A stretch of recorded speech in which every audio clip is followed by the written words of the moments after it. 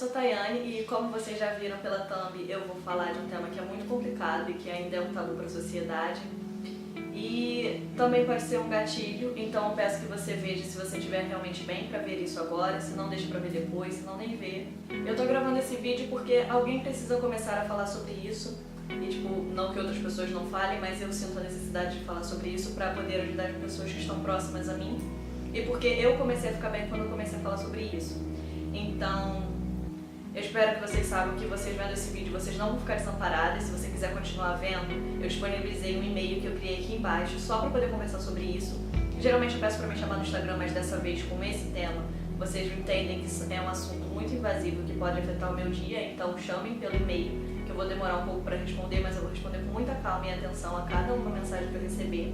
A intenção do vídeo é exatamente para mostrar que a gente não tá sozinha e que se a gente se mantiver unidas, a gente não só cuida uma da outra, não só consegue ficar bem, como a gente conquista muita coisa e consegue ajudar o mundo também a trazer esse equilíbrio de volta que tá faltando.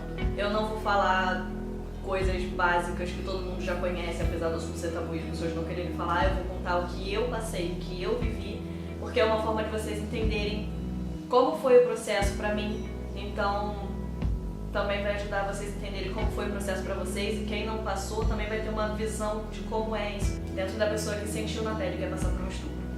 E assim, talvez eu fique um pouco nervosa durante o vídeo, apesar de eu achar que no momento eu tô tranquila, mas é porque realmente é um assunto complicado e apesar de eu já ter conseguido falar algumas vezes sobre, ainda mexe comigo. E eu sinto que agora sim eu ainda vou conseguir ficar ainda mais leve. Então vamos lá. Quando eu tinha 17 anos, eu fui viajar com minha irmã, passar o final de semana na casa de praia. E aí estávamos nós lá 3 dias na casa do meu cunhado, com os amigos do meu cunhado lá, e estávamos há 3 dias conversando com as pessoas, convivendo com as pessoas, com os amigos do meu cunhado. E aí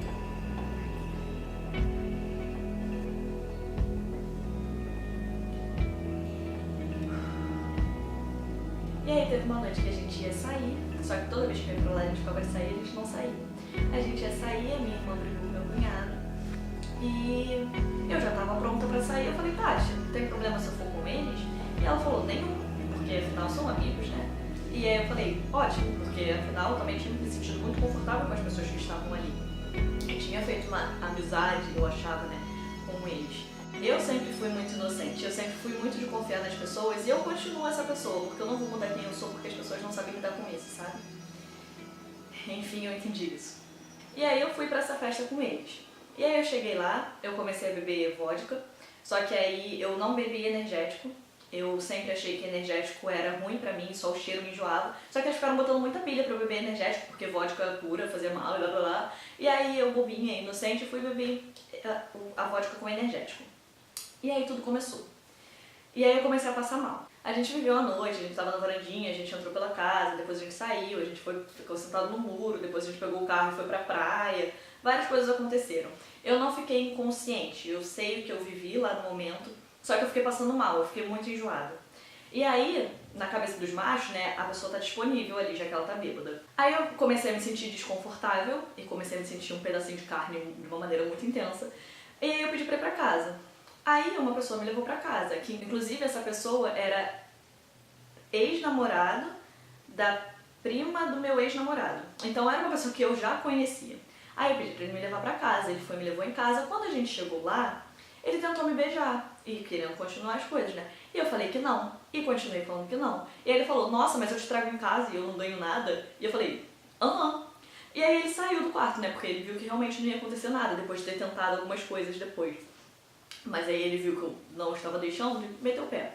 Só que o que acontece? Eu sempre fui muito medrosa. E aí eu tava dormindo no quarto sozinha e eu tinha medo de escuro. E aí ainda ficava uma árvore balançando ali na frente. Então eu achava que, né, sei lá.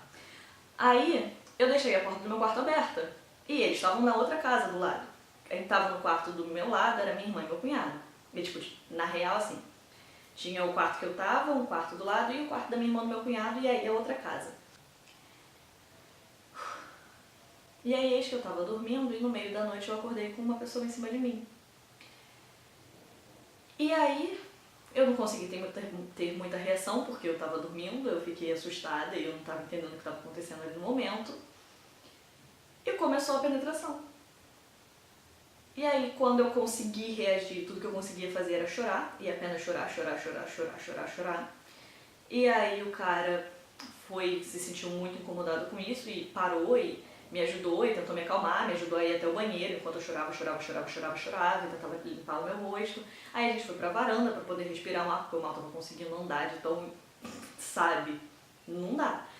E aí a gente foi pra varanda, eu consegui acalmar, porque eu tava respirando um ar fresco. Aí ele ficou me acalmando ali, ele me acalmando.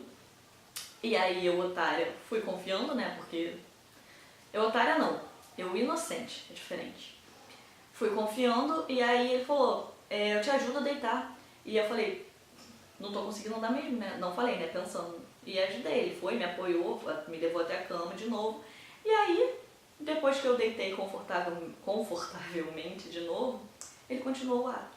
E aí tudo o que eu lembro é de estar com a mão na parede. E aí eu tenho a visão da minha mão e da parede, verde, com coisinhas assim. E depois eu tenho uma visão toda de cima do que estava acontecendo, sabe? Eu não estava ali, eu estava em cima olhando tudo. E eu não consegui mais reagir. E foi assim, até que ele terminou o que ele estava fazendo. E eu fiquei olhando pela janela a madrugada inteira.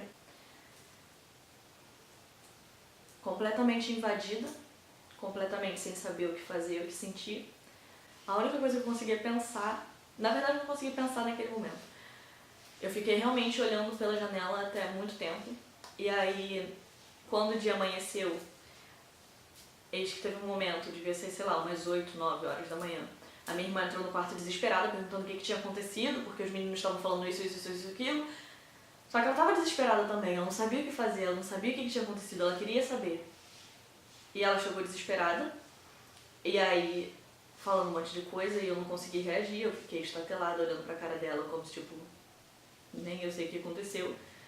E aí ela saiu, porque ela também não estava conseguindo entender o que tinha acontecido e eu não falava nada. E aí eu guardei essa informação pra mim. E aí ela saiu também e guardou a informação pra ela. E aí isso foi do dia 30 pro dia 31. Então do dia 31, que era ano novo, a gente foi comemorar o ano novo. Então tava aquela agitação de comemoração de ano novo, de faz isso, faz aquilo, faz isso, faz aquilo. Eu passei o dia inteiro no quarto, porque não tinha muito o que fazer. Eu só levantei mesmo pra ir vomitar, que eu precisava colocar pra fora. E eu não consegui nem isso, nem vomitar eu consegui, sabe? E aí...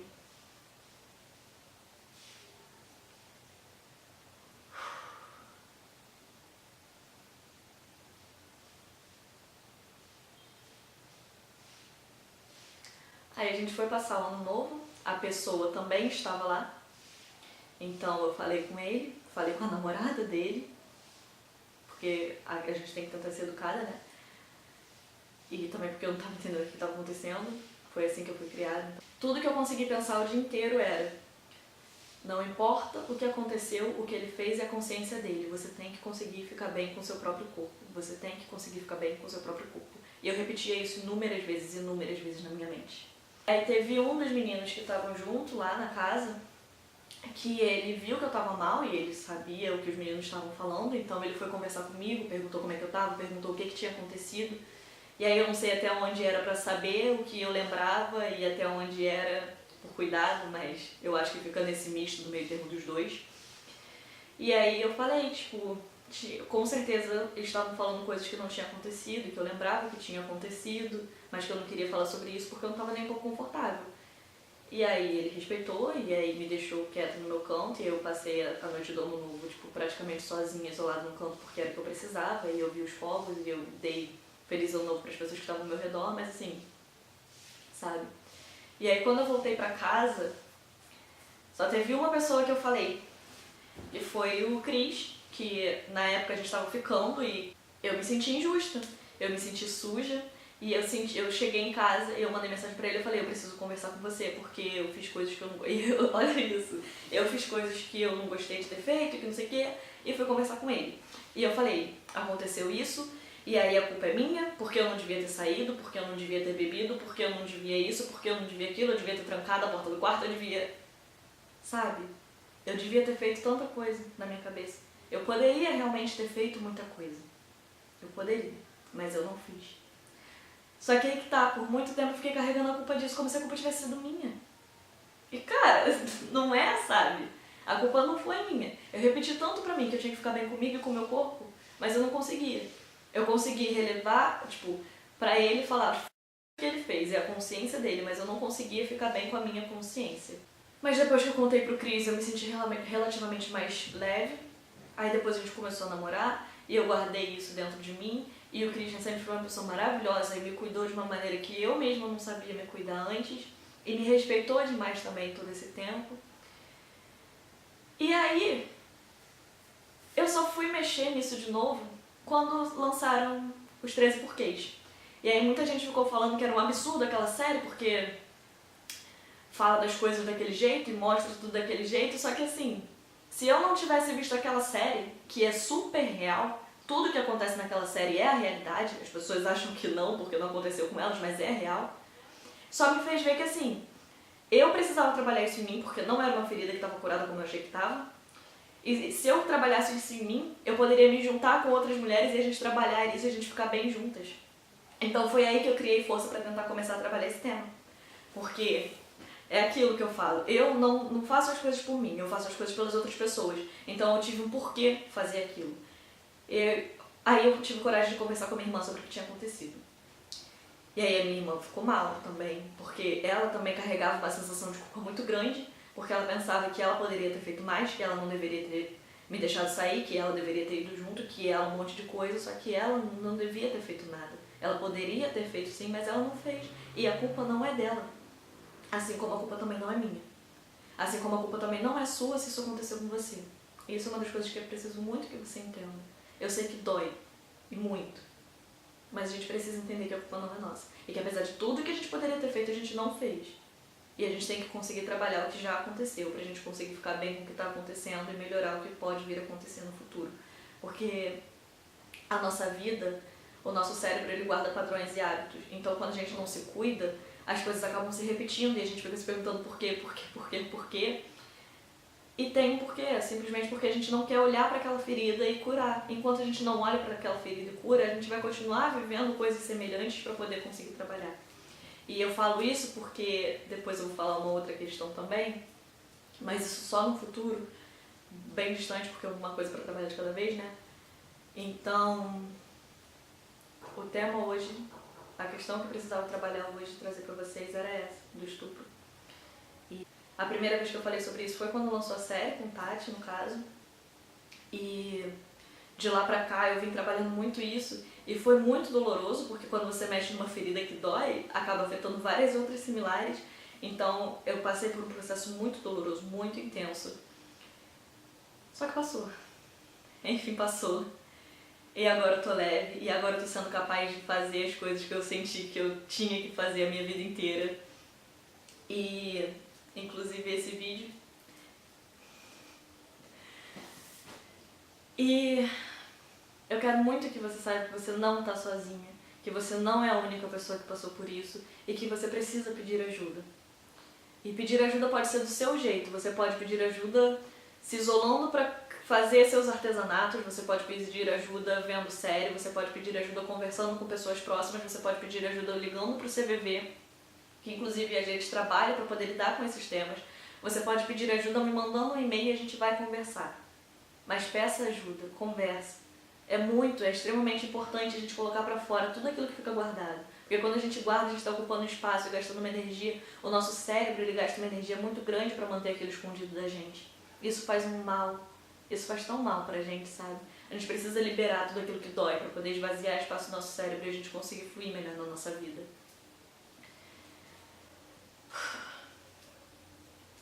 E aí, por fim, eu queria deixar mesmo a questão do relato. Vou deixar aqui embaixo também um site com dados que eu achei muito importantes, do tipo 2 em cada 3 universitárias já passaram ou vão passar por situações de abuso, não necessariamente a violência sexual, mas abuso. E aí não necessariamente a violência física, diretiva de penetração, mas de mãos também contam, e psicológica também conta muito. E dados do tipo, a cada 11 minutos uma mulher é estuprada no Brasil, e isso não é nem por 10% dos casos. E aí uma outra coisa também, que aí vocês já podem querer perguntar e tudo mais, mas Podem me perguntar se eu denunciei. E não, eu não denunciei a pessoa. Primeiro porque na época eu não tive nem condições de trabalhar comigo mesma, né, pra poder ter coragem de fazer isso. E segundo porque agora eu preferi... A gente vive no Brasil e a gente sabe que tem um sistema burocrático ridículo que não funciona bem para as mulheres, porque a gente vive num sistema machista que só faz o que é favorável a eles. Então eu ia gastar uma energia absurda para conseguir, né, levar para frente um caso desses. Então eu preferi fazer melhor, eu preferi gastar minha energia para cuidar de mulheres que vão ter coragem de fazer essas coisas. É isso, vocês não estão sozinhos, assim como eu sei que eu também não tô. E eles que fiquem atentos, porque agora a gente não cala mais, nem um pouco. Eu espero que vocês realmente fiquem bem e podem contar comigo para qualquer coisa, só me manda mensagem que a gente vai tentando resolver o que eu puder fazer dentro das minhas limitações, porque eu sou humana, né? A gente vai tentar fazer e é isso. Muito obrigada por assistir esse vídeo até o final e ter sido forte comigo até aqui. Eu espero que você se cuide. Um grande abraço e até mais.